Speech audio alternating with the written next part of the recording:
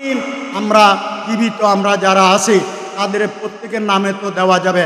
নামে দেওয়া মানে কি, এই কোরবানিতে একমাত্র আল্লাহর জন্য উৎসর্গকৃত হবে।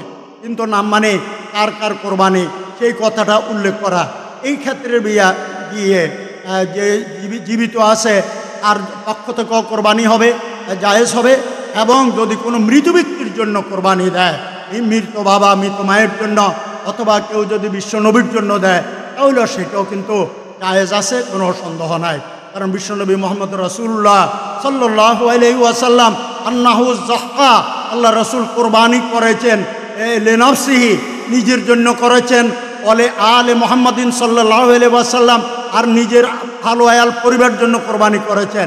এমনকি রাসূল সাল্লাল্লাহু আলাইহি ওয়াসাল্লাম উম্মতের জন্য কোরবানি করেছেন।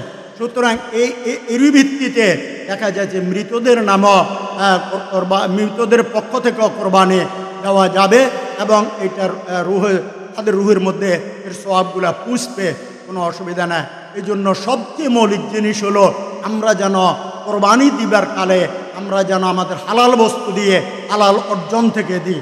আমাদের হালাল হারাম বিভিন্ন রকমের অর্থ অর্জন রয়েছে, কিন্তু আমরা যেগুলি হারাম সেগুলি টাকা থেকে এগুলি থেকে কোরবানি না করে যে অর্জনগুলি আমরা দেখি যে আমাদের হালাল, সে হালাল থেকে আমরা যেন আমাদের হালাল চাকরি থেকে, হালাল ব্যবসা থেকে, হালাল অর্জন থেকে আমরা যেন কোরবানি দিই।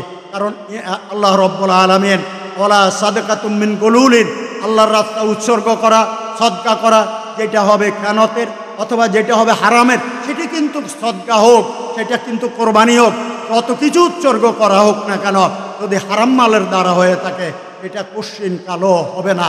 এই জন্য কোরবানি দিবার কালো বিষয়টি লক্ষ্য রাখতে হবে, তারা শরীকদের মধ্যে তারাও যেন হালাল অর্জনকারীদের হয়ে থাকে, বিষয়টি নিশ্চিত করতে হবে।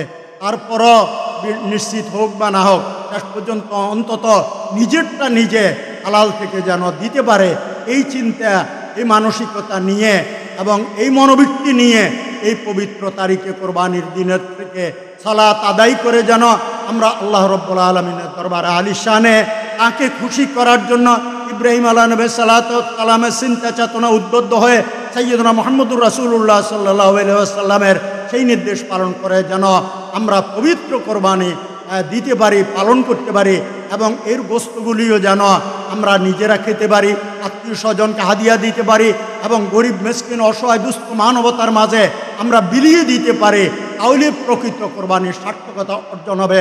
আল্লাহ রাব্বুল আলামিন আমাদের সবাইকে এমনি ধরনের শিক্ষা সামনে রেখে আমাদেরকে কোরবানি দেওয়ার জন্য আল্লাহ রাব্বুল আলামিন তৌফিক এনায়েত করুক। ওয়া আখিরু দাওয়ানা আনিল হামদুলিল্লাহি রাব্বিল আলামিন।